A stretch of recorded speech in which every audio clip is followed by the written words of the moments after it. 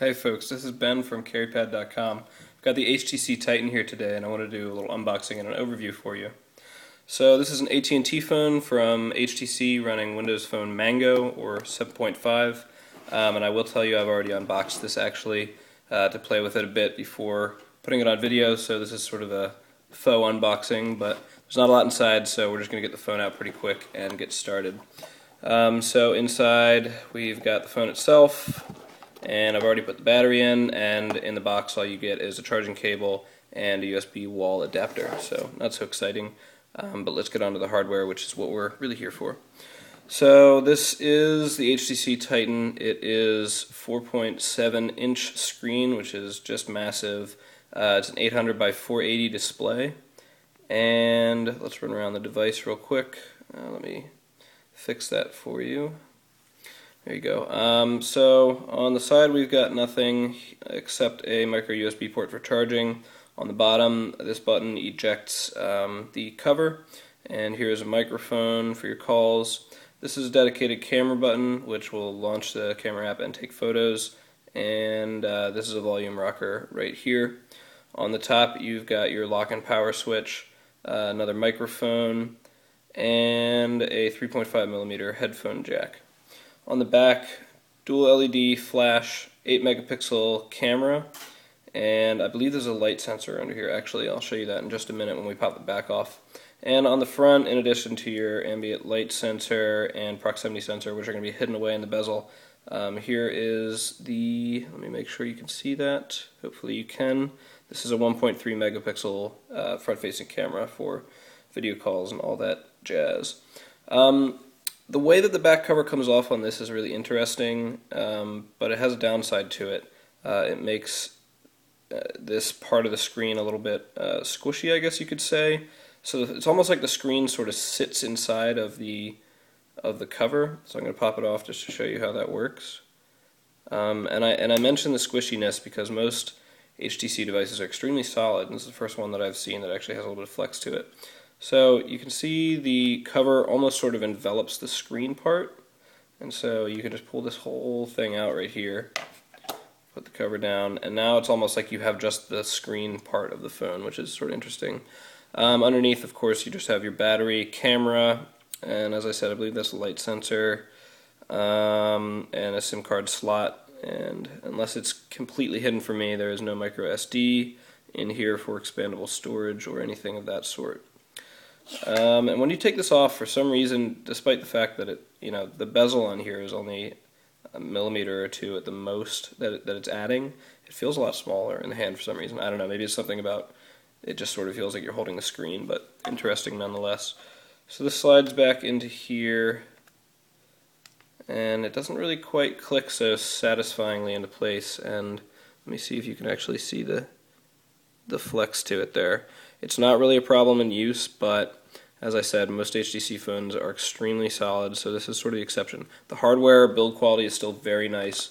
This is, it feels like metal, it could be plastic, but it has a metallic feel to it, so it feels nice, and the screen looks really good. In fact, I'm going to wipe that off for you guys real quick before we start into the software. Okay, so real quick before I turn it on, actually I'll start turning it on, I wanted to just do a quick size comparison. This is the Pantech Breakout, and let me focus in on the screen so you can actually see where the screen starts and ends. As you can see, it is significantly larger. I've got the bottom of the screens lined up right now. It might be hard to see because this is a black bezel, and the 4.7 inch screen just sort of dwarfs the Pantech Breakout over here.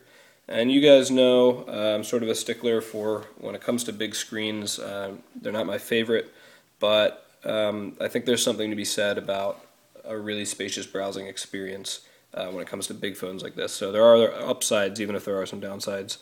So here we go, Windows 7.5 Mango running on here. There's a 1.5 gigahertz processor with 512 megabytes of RAM. And as I said, although the screen is a whopping 4.7 inches, it's only 800 by 480, which is rapidly becoming sort of last year's resolution. The iPhone has surpassed that a little while ago with the iPhone 4 and now the iPhone 4S. And you'll see phones from Motorola and Samsung and a number of others that are starting to come out with higher resolutions in the 900 wide or I'm sorry, 900 tall, or even higher than that in some cases. The HTC, I'm sorry, not the HTC, the Samsung Note has a 1280 by 720 resolution, I believe, and so does the Galaxy Nexus. So they're really bumping those up. It doesn't hurt this phone to have a lower resolution, particularly because of the sharpness of the user interface. I mean, all these are perfectly straight lines, so you don't even need any anti-aliasing, and you can't really, higher resolution with straight lines doesn't really increase the viewability all that much. But there still are times where I would love to not have to zoom into web pages on this phone, but I do because of the low resolution. I need to get in just a little bit closer to make it that much more readable. So here we go. You can change the color of this today. It is blue, and I think that's cool. I wish that you could make that sort of toggle automatically, or on a day-to-day or week-to-week or month-to-month basis without you having to do it, but as far as I can find, it's you just have to manually switch the color, the theme color. Mango has added a couple of cool things, one of which is the sort of multitasking function. So I need to launch some applications actually before we can go back and forth between them, so I'll do that real quick. And so now I can hold down the back button and immediately switch between the applications that I have just launched. Let me get a couple more in here.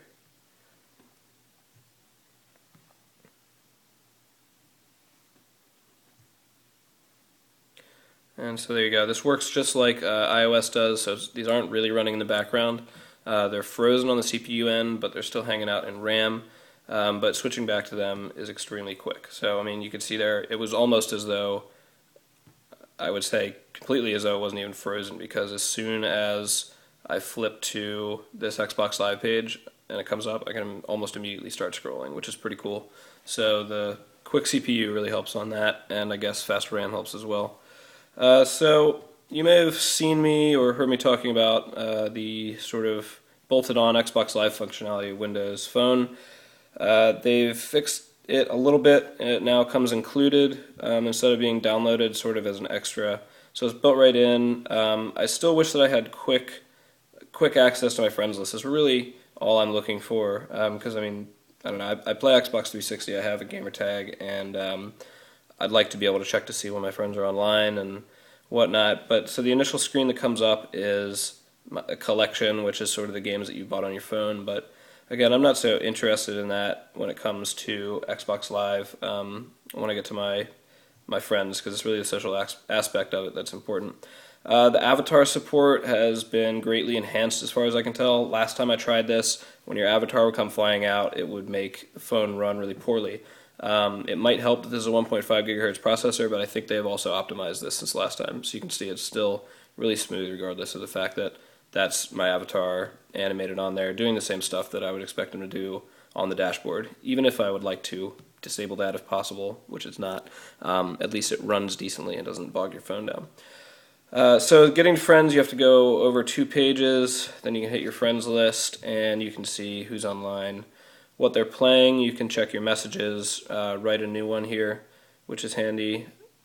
And as you can see, they're just throwing that avatar everywhere, which is really quite annoying, but you know, I guess they got to do what they got to do. So we'll hop out of Xbox Live.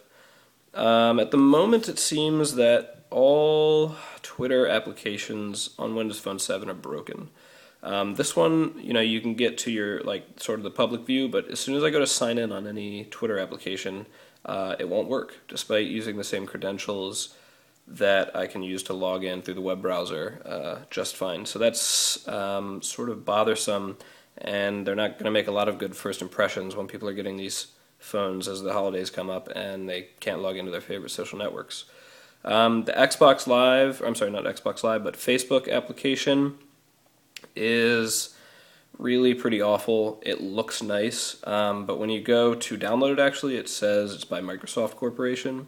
So I think that may actually be, I think Facebook, or may have not actually built this, I think Microsoft may have. And what happens is when you are using it, a lot of the stuff that you click on, the app doesn't have support for, so it just kicks you out to the mobile page. and a lot of the times that doesn't actually work. So let me show you that real quick.